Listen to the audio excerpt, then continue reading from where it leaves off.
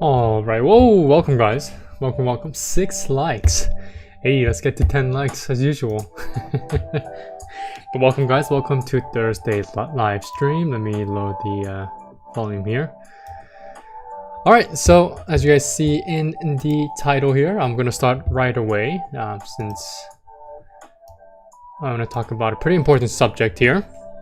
And I think my audio is doing perfectly fine. Everything should be okay, especially on your guys' end too. So hopefully there are no interruptions, but if there is, please let me know. Please let me know. And for everyone who is just coming in now and is new here, thank you guys so much for liking the stream and even subscribing, because the channel has been growing and growing and growing. And I've still been seeing some very good increasing subscribers here on the channel, so thank you guys so much for your support as always. And yeah, let's go ahead and start off with what I want to talk about tonight. So as stated in the title here, when is the next stock market correction? Okay, so this is a question that everyone has had on their heads for the past couple of months. Okay, so first of all, let's take a look at, well, let's not take a look at futures here. Let's take a look at the actual S&P 500 ETF. All right, so before you guys forget what has happened so far, right, you guys need to remember that, well, if you take a look at SPY from the previous all-time high, and we drag all the way back down to the lows that we saw last week, we saw a typical textbook correction to negative 5.50% from all-time highs. Okay, so that's a textbook correction. And again, what's considered a textbook correction? Well, it ranges from 5% to 10%, and more than that, well, that can lead into a bear market where we see the percentages ranging from negative 20% plus, right? So we practically just had a very brief but very volatile correction to the downside for negative 5.50%. So that as a quick reminder, okay, regarding that. So when can we expect the next one, right? Since we had this very quick, very volatile correction of negative 5.50%. Well, here's the thing.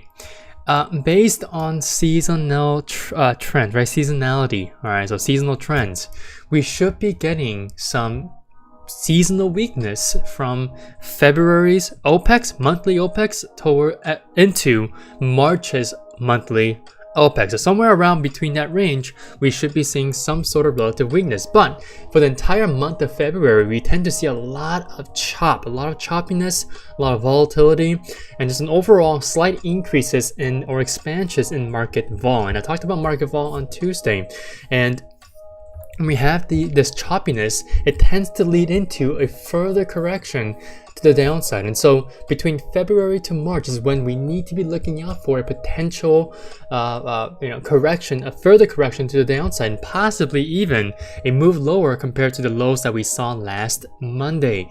Now, here's the thing though, because today we actually closed at a new all-time high price print. So we hit a new all-time high at 609.75. And so that was the actual closing price as well. And to me, this signifies, well, this is not bearish at all, right? I mean, if you're hitting new all-time highs, that is nowhere near a statement from the market saying, hey, we're going to be seeing a large downtrend or a large reversal in the near time future, and we need to be prepared for that. That is not what it's saying, right? A clear indication of a strong bull market is yet another new all-time high price print after a brief 5.50% pullback from the previous all-time high price print, right? So hey, welcome guys, welcome in. If you guys are understanding what I'm saying here, please let me know by smashing that like button down below. All right, so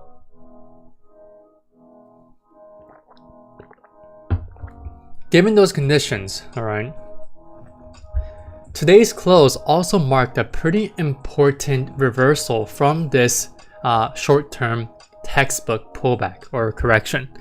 So the S&P 500 basically reversed in only 8 trading sessions or trading days, okay, I think this is the quickest reversal that we've seen since 1928 or 29. I think it was 1928. Yeah, so in 1928, since 1928, this is the second quickest reversal, right, from the lows all the way to the highs that we saw today, right?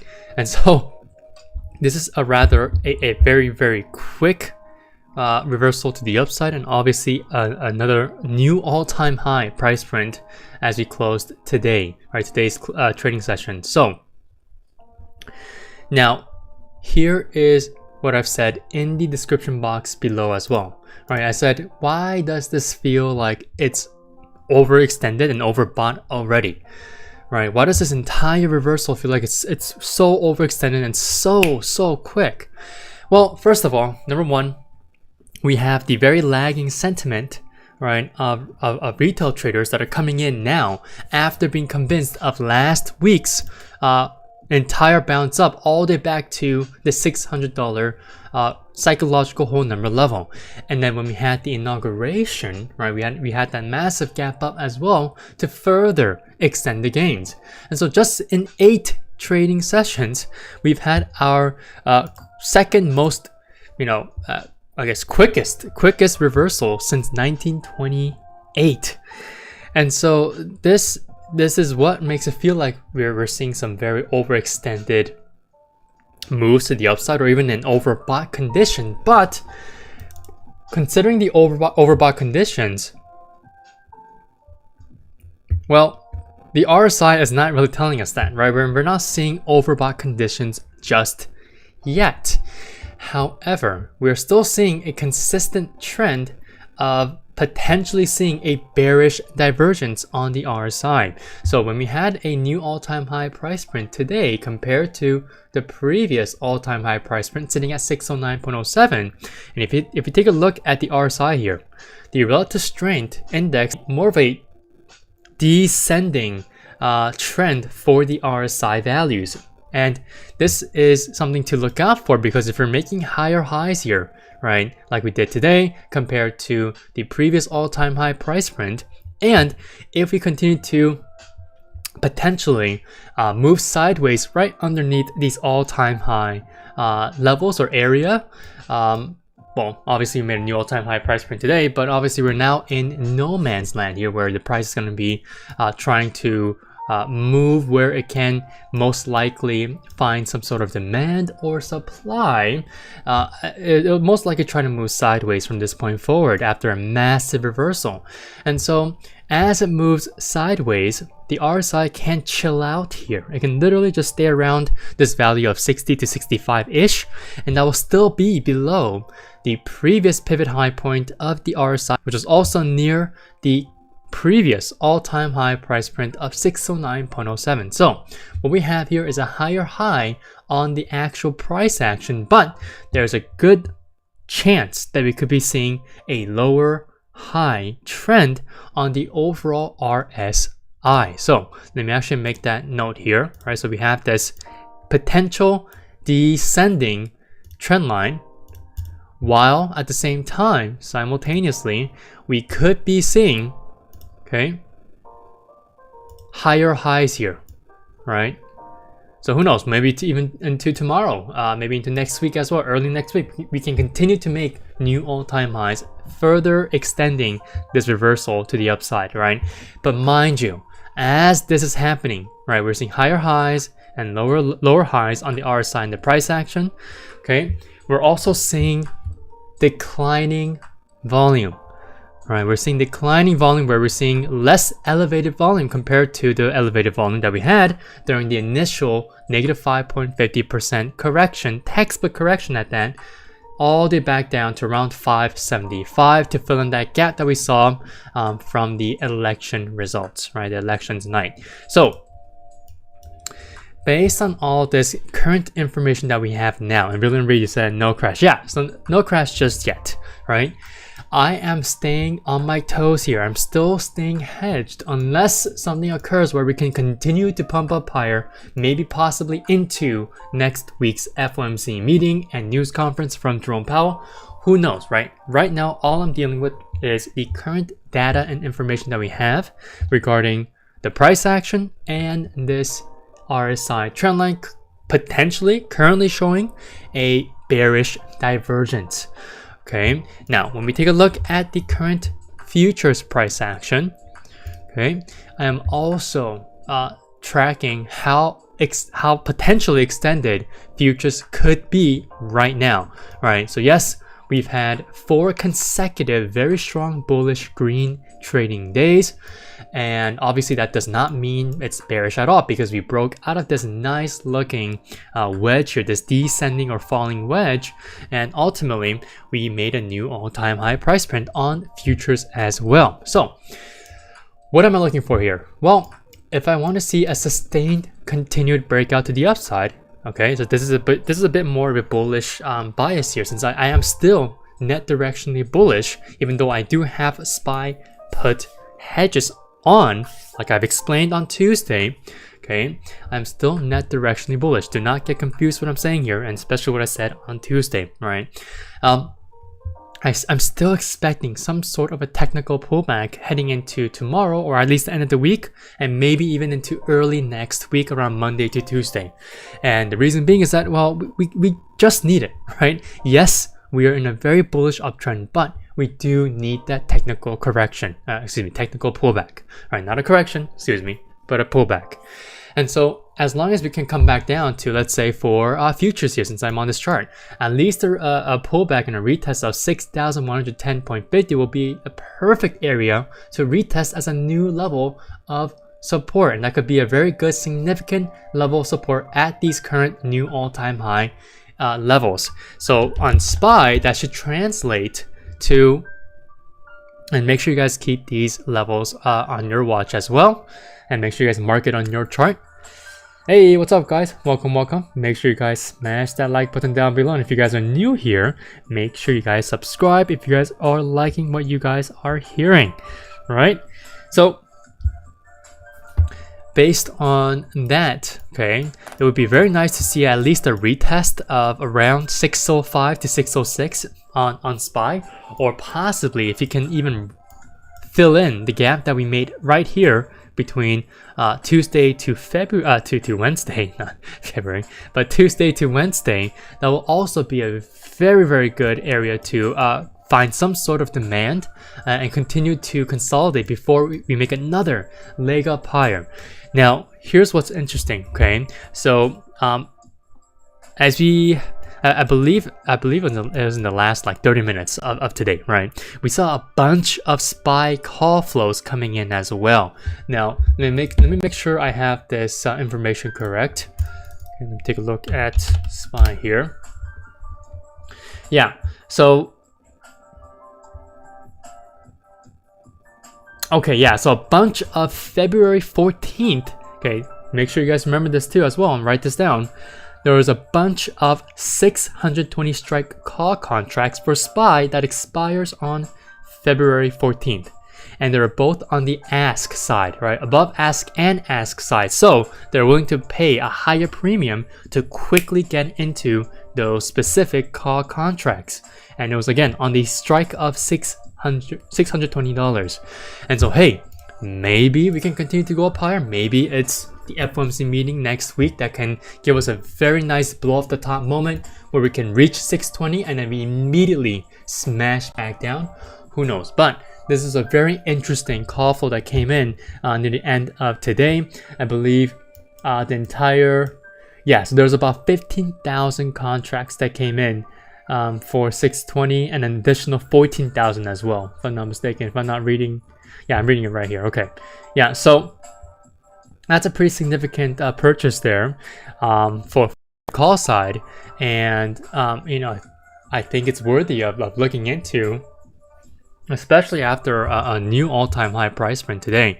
So again, I am still waiting on a good technical pullback here to around 605 to 606. That would be great.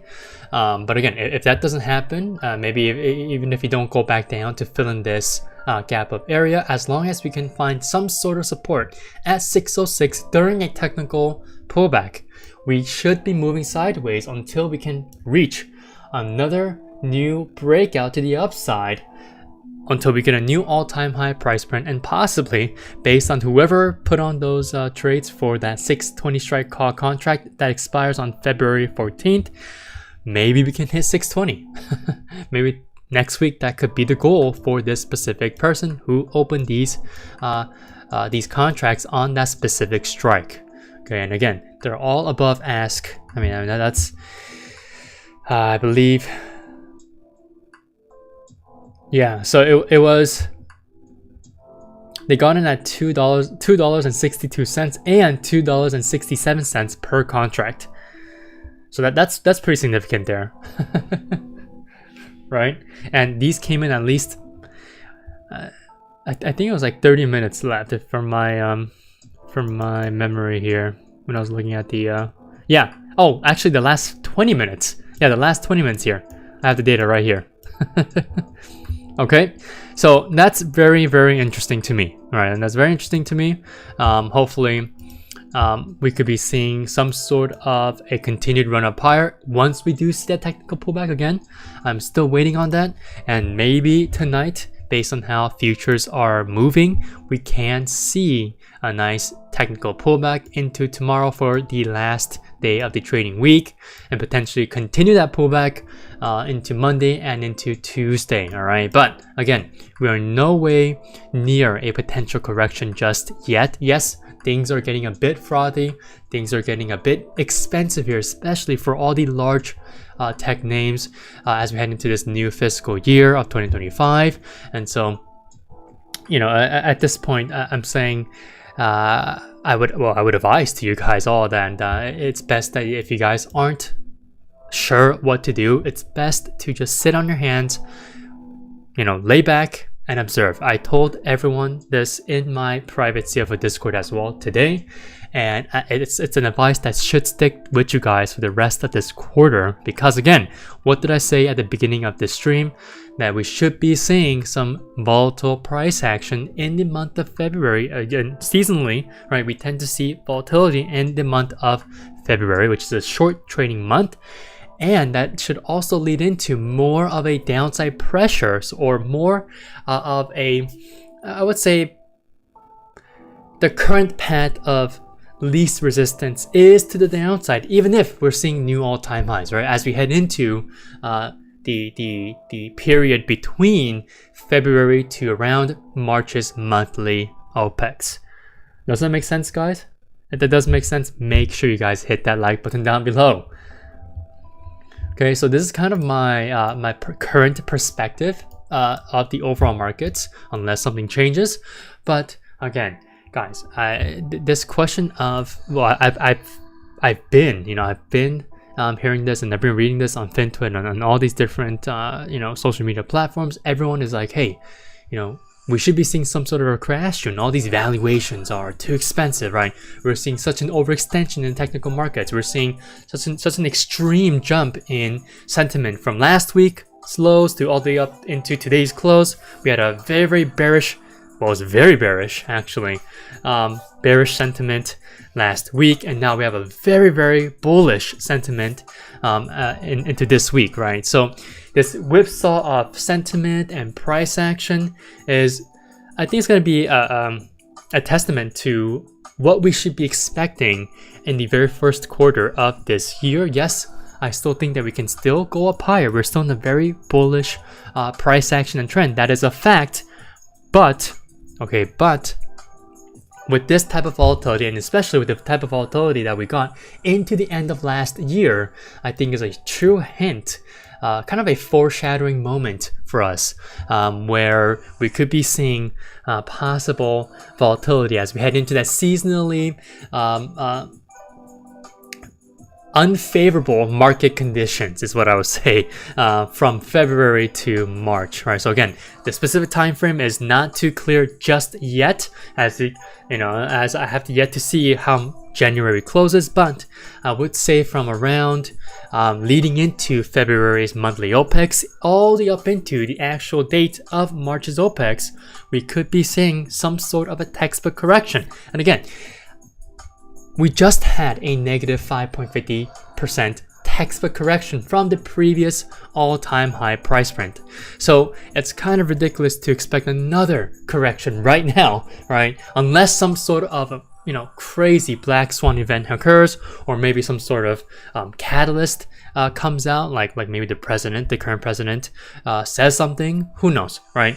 But for now, all you guys need to do is focus on being net directionally bullish, but at the same time, in the back of your heads, remember that there's always a chance for you to hedge, because as I've told everyone in this week's CFO Swing and Watch report, it's become very, very cheap to hedge using especially SPY put options, and that's the reason why I currently have SPY put options as a hedge. Okay, again, as a hedge, not a trade, as a hedge. So again, with all of this in mind, okay, I want you guys to go forth into tomorrow. And if you guys don't know what to trade, if you guys don't have anything in your portfolio, if you guys aren't holding anything, do not try to rush in to grab SPY puts. Do not try to rush in and grab SPY calls, right?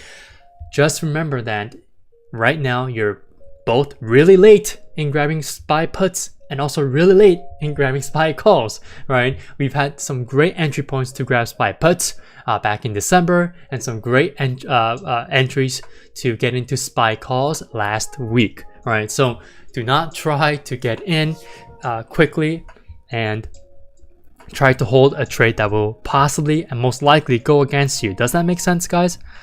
Right? The entire move has been made already for some easy swing trades and even day trades, right?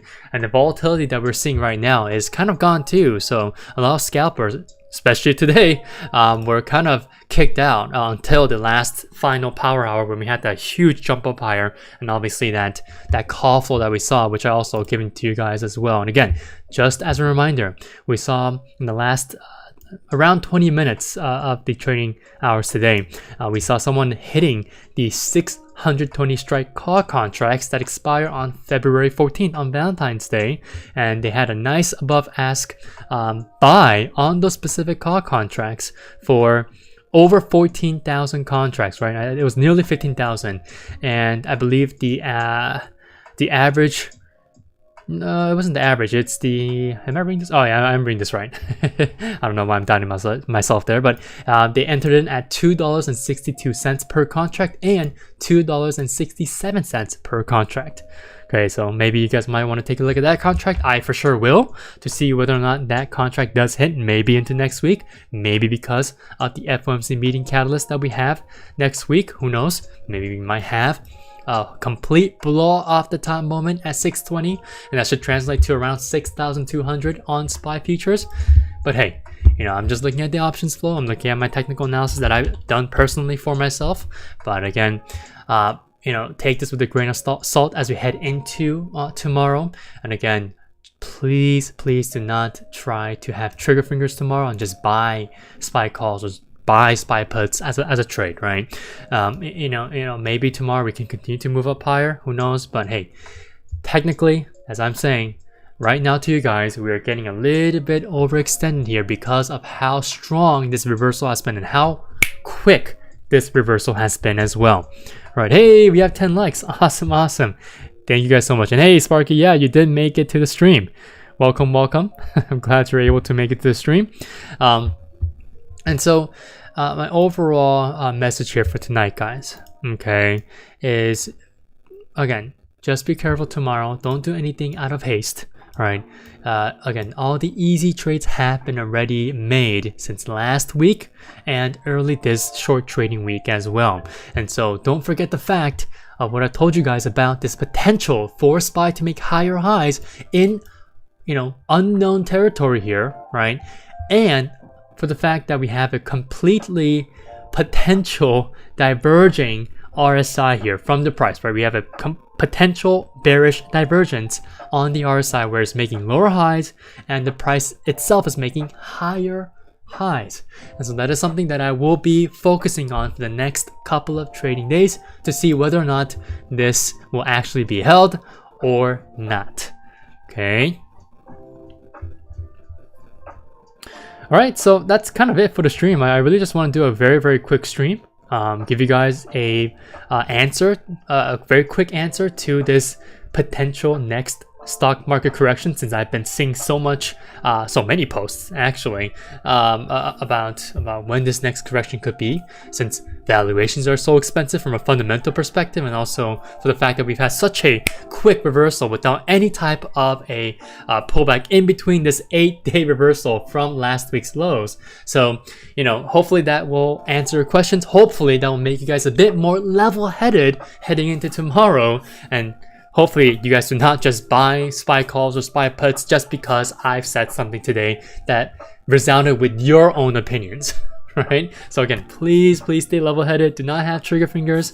I currently own SPY puts as a hedge, not as a trade. And if I said that and you guys are, you know, wanting to grab some SPY puts and have it as a trade, try not to do that, right? Again, I am still net directionally bullish. I have a lot of long positions using option contracts and shares. So if that's not you, then there really isn't a reason to just buy SPY puts out of nowhere, right? We're still in an uptrend. Okay, so please, for the love of God, do not just buy SPY puts tomorrow or just SPY calls. Okay, all the easy trades have already been made since last week. Right now is the time to have some caution, okay, and just observe and see where the markets go. Does that make sense, guys? Okay, please heed my advice. Okay. Right. Hey, I see you guys' reactions there. Thank you, guys. Thank you. All right, but most importantly, not just the reactions. I want to see those likes down below, right? Smash that like button down below. And if you guys are new here, okay, if you guys are new, make sure you guys hit that subscribe button, and on top of that, make sure you guys hit that notification bell as well, which will come in once you guys hit that subscribe button. We are nearly, oh, by the way, guys, we're nearly at 500 subs. That is absolutely amazing. Right, I didn't think we could get here so quickly, but hey, here we are. We're almost at 500 subs. So again, if this live stream was helpful, or any of the videos that I've uploaded so far this week, and again, we've had a video on Tuesday, which is the stream replay on Tuesday night, and also on Wednesday, the video on ticker symbol ARM, which was the then private but now public CFO Springer Watch Reports technical analysis video. So if you guys have watched any of those two videos, including this stream tonight, and if you guys found all of it very useful and most importantly applicable to your own trading, please hit that subscribe button down below, and also hit that notification bell so that you guys are always notified when I am live or when I have uploaded a new video. Okay, so again, thank you guys so much for your support. I truly appreciate it. I truly appreciate you guys even interacting in the chat room itself, or even just joining me in the stream. But hopefully you guys can heed my advice tomorrow. And yeah, have a great rest of your night. And I'll see you guys next week on Tuesday at the same time at 8:30 p.m. Pacific Standard Time or 11:30 p.m. Eastern Standard Time. Thank you guys so much.